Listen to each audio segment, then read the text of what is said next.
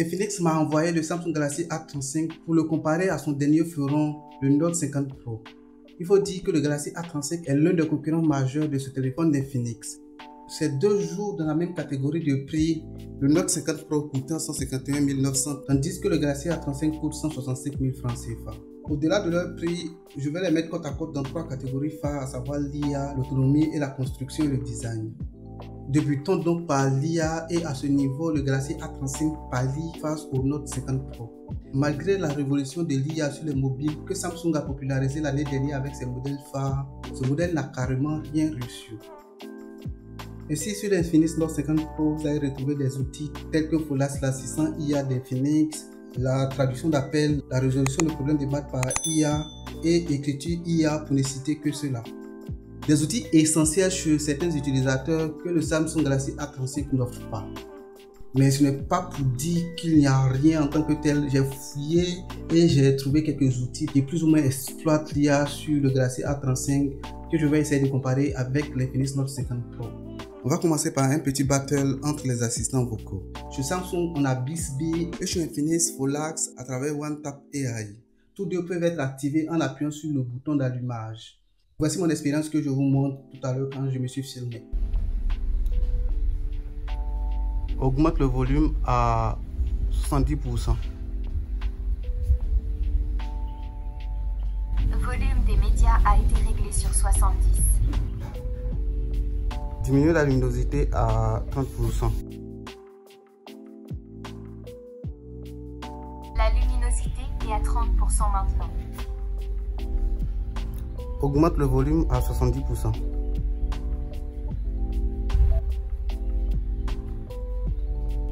Diminue la luminosité à 30%.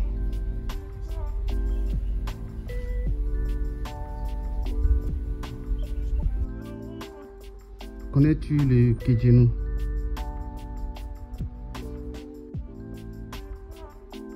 Ah, le Kejenu, un plat délicieux et plein de saveurs. Connais-je? Oui. Je connais bien le Kejenu. C'est un plat traditionnel ivoirien, n'est-ce pas? Préparé généralement avec du poulet. Connais-tu le Kejenu?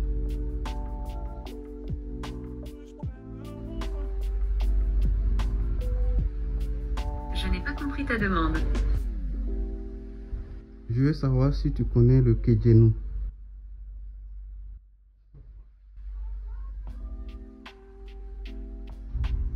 Je ne te suis pas. Quelle est la circonférence du Soleil? 4,379 millions de kilomètres.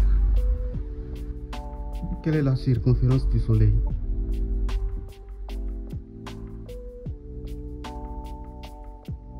La circonférence du Soleil est d'environ 4 366 813 km. Le rayon moyen du Soleil. Je veux partir au plateau. Est-ce que tu peux me montrer la destination? Cette fonction n'est pas prise en charge. Je veux partir au plateau, Abidjan Plateau. Peux-tu me montrer la destination?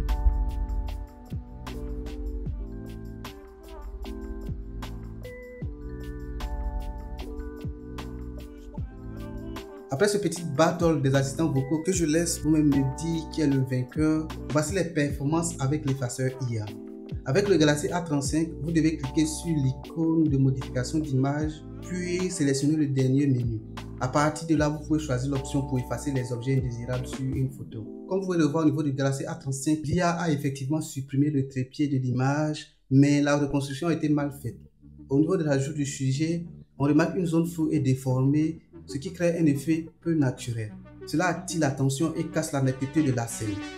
Au niveau de l'Infinix, il faut cliquer sur AI Studio depuis la photo, puis effaceur IA. Sur cette image, le trépied a été parfaitement supprimé avec une belle reconstruction derrière. Le nettoyage a été parfaitement effectué sans résidus, offrant une transition plus fluide. Il y a une légère distorsion dans la texture du mur et du ciel, mais rien de trop gênant à première vue.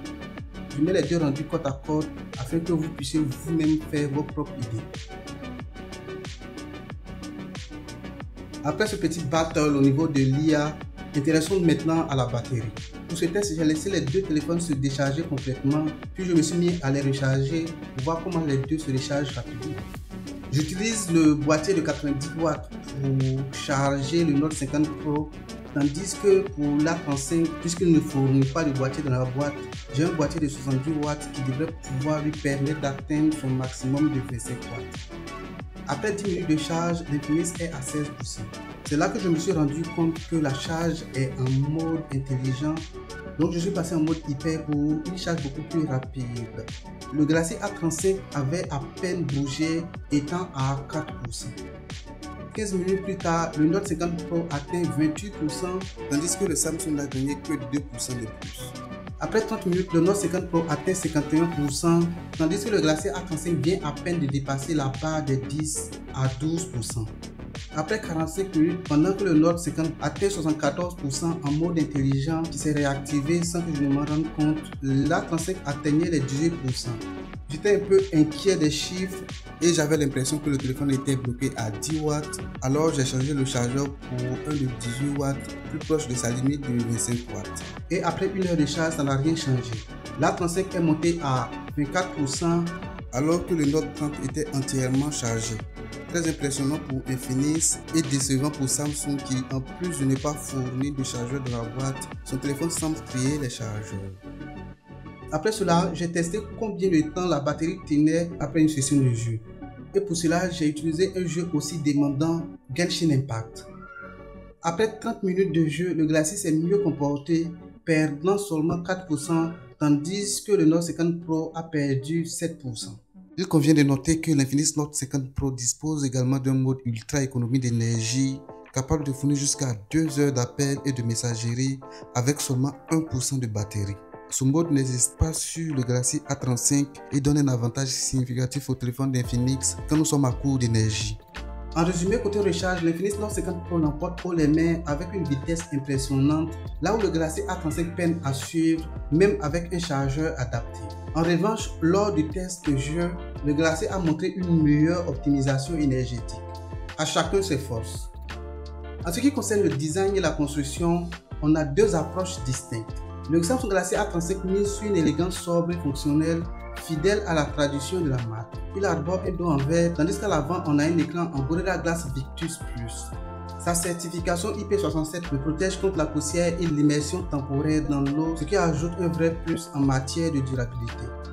De son côté, l'Infinix Note 50 Pro adopte une esthétique plus futuriste et audacieuse. Plus fin à 7,3 mm et plus léger à 194 grammes, il séduit par sa face avant en verre et surtout son châssis en aluminium de qualité aéronautique, une rareté dans cette gamme de prix.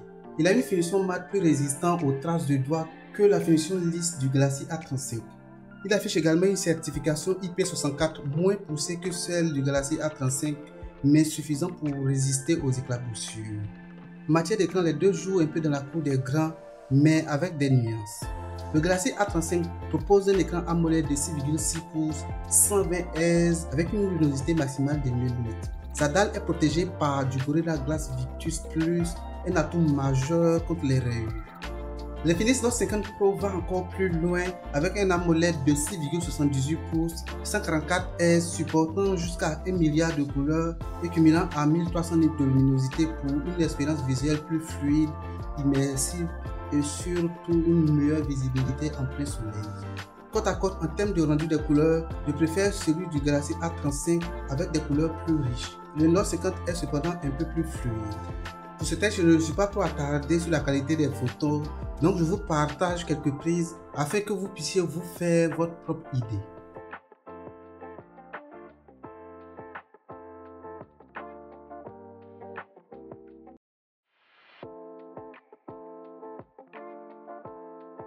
Et voilà pour ce face-à-face entre le Samsung Galaxy A35 et l'Infinix Note 50 Pro.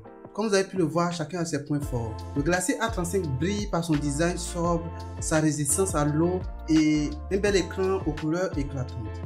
De l'autre côté, l'Infinix Note 50 Pro impressionne par sa puissance de charge, ses performances en IA et un design plus audacieux. En ce qui concerne la performance, je n'ai pas trop insisté là-dessus dans cette vidéo, mais le Galaxy A35 avec son Exynos 1380 est supérieur, permettant d'accéder à beaucoup plus de jeux demandants, par exemple Warzone mobile, tandis que l'Helio G100 de l'Infinix ne le prend pas en charge. Au final, si on prend en compte l'intelligence artificielle, la charge et même le rapport qualité-prix, l'Infinix Note 50 Pro marque de sérieux points. Et vous, entre ces deux smartphones, lequel vous séduit le plus? Dites-le moi en commentaire, je suis curieux de connaître vos avis. N'oubliez pas de liker la vidéo si vous l'aviez trouvée utile. Abonnez-vous si vous découvrez ma chaîne et activez la cloche de notification pour ne pas rater mes prochains tests. Prenez soin de vous, à très vite.